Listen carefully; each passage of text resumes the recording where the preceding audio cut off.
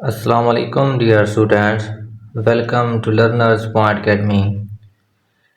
आज की वीडियो के अंदर हम थर्ड इक्वेशन ऑफ मोशन को पढ़ेंगे। बच्चों, इससे पहले हम first and second equation of motion को डिस्कस कर चुके हैं। अगर आप थर्ड इक्वेशन ऑफ मोशन को पढ़ना चाहते हैं, इसको समझना चाहते हैं, तो सबसे पहले आपको first and second equation of motion को समझना होगा, क्योंकि इन तीनों इक्वेशनों के अंदर सेम ही ग्राफ यूज़ होता है।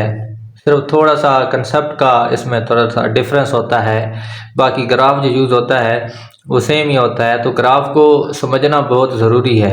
इसलिए आप ये थर्ड इक्वेशन ऑफ मोशन अगर जो है ना समझना चाहते हैं, तो इससे पहले आप मेरी जो पहली वीडियोस हैं फर्स्ट इक्वेशन ऑफ मोशन और सेकंड इक्वेशन ऑफ मोशन, उसको अच्छी तरह देख लें और समझ लें, तभी आप थर्ड इक्वेशन ऑफ मोशन को अच्छी तरह समझ सकते हैं। तो बच्चों, चलते हैं अपने टॉपिक की तरफ। तो सबसे पहले हमारे पास थर्ड इक्वेशन ऑफ मोशन की स्टेटमेंट जो दी हुई है, इस स्टेटमेंट को हम पढ़ते हैं। तो स्टेटमेंट हमारे पास है, the total distance S travel by the body is given by total area OABD।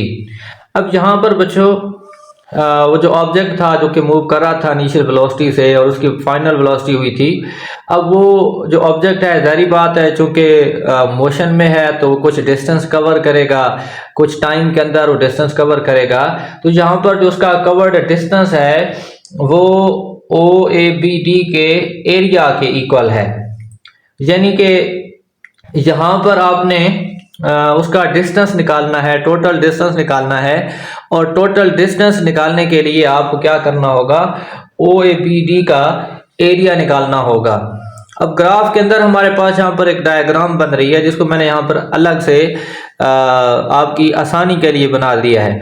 तो यहाँ पर बच्चों हमारे पास जो डायग्राम बन रही है इस ग्राफ के अंदर OABD, अब ये खास किस्म की डायग्राम है, इसका आपने एरिया फाइंड आउट करना होगा। अगर आपने इसका एरिया निकाल लिया तो आपके पास टोटल डिस्टेंस आ जाएगा और वही आपकी थर्ड इक्वेशन ऑफ मोशन भी होगी। तो बच्चों, इसका एरिया आप किस तरह से निकालेंगे?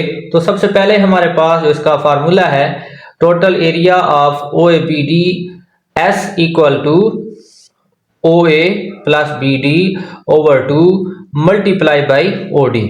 थोड़ा सा इस डायग्राम की तरफ है बच्चों। तो ये जो डायग्राम है, ना तो कोई ट्राइंगल हमें लग रही है, ना ही कोई रेक्टेंगल लग रही है, बल्कि ये कुछ अलग तरह की डायग्राम है। तो इसका जो एरिया आप निकालेंगे वो किस तरह से होगा कि ये जो दो साइडें इसकी दी हुई है हमारे पास डायग्राम की, एक साइड छोटी साइड है और दूसरी बड़ी साइड है।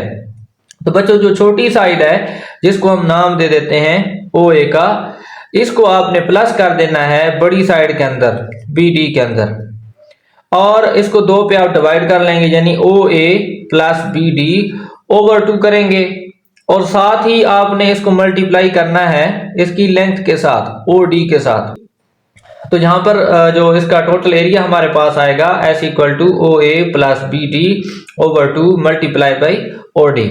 अब यहाँ से आप ये करें कि जो 2 है जहां पे डिवाइड हो रहा है, दूसरी तरफ आप लेकर जाएं तो ये S से मल्टीप्लाई होगा, तो हमारे पास इक्वेशन बनेगी 2S equal to OA plus BD into OD।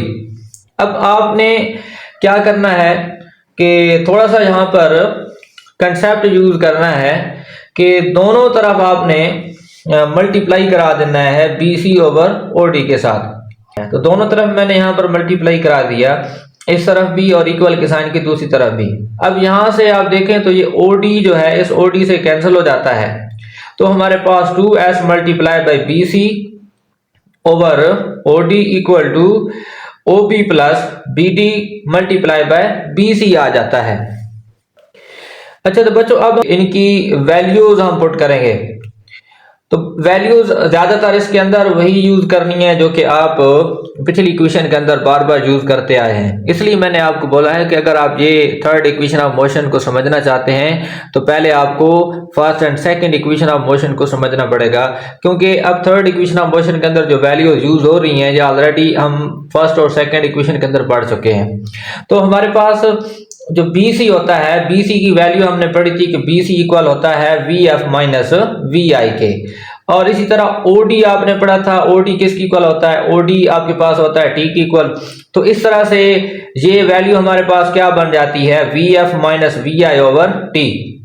ये हमारे पास V F minus V I over T असल में क्या चीज होती है, असल में ये एक्सेलरेशन का फार्मूला है। आपने पढ़ा है कि acceleration A equal to V F minus V I over T होता है।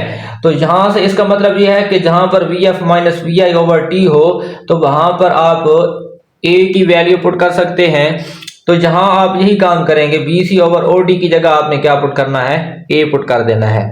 नेक्स्ट बच्चों हमारे पास है ओ ए। अब ओ ए किसकी इक्वल था, हमने यहाँ ग्राफ के अंदर पढ़ा था कि ओ ए इक्वल टू किसके होता है, वी आई के।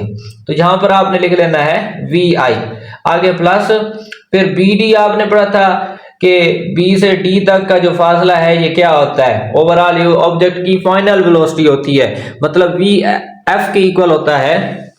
तो यहां पर हमने क्या पुट कर देना है, V F multiply by, next हमारे पास आ जाता है बी सी।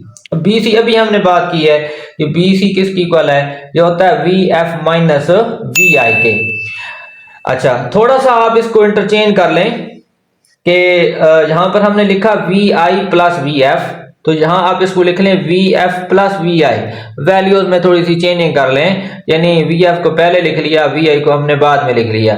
तो V F plus V I multiply by V F minus V आई।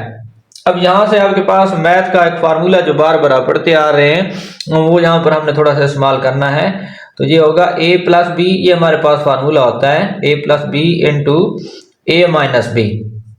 तो ये किसकी इक्वल होता है, ये होता है A square minus B square. तो यहां पर हमारे पास V F plus V I into V F minus V I, ये इक्वल होगा V F square minus V I square. तो हमारे पास इक्वेशन क्या बन जाएगी, 2as equal to V F square minus V I square, जो कि हमारे पास थर्ड इक्वेशन ऑफ मोशन है।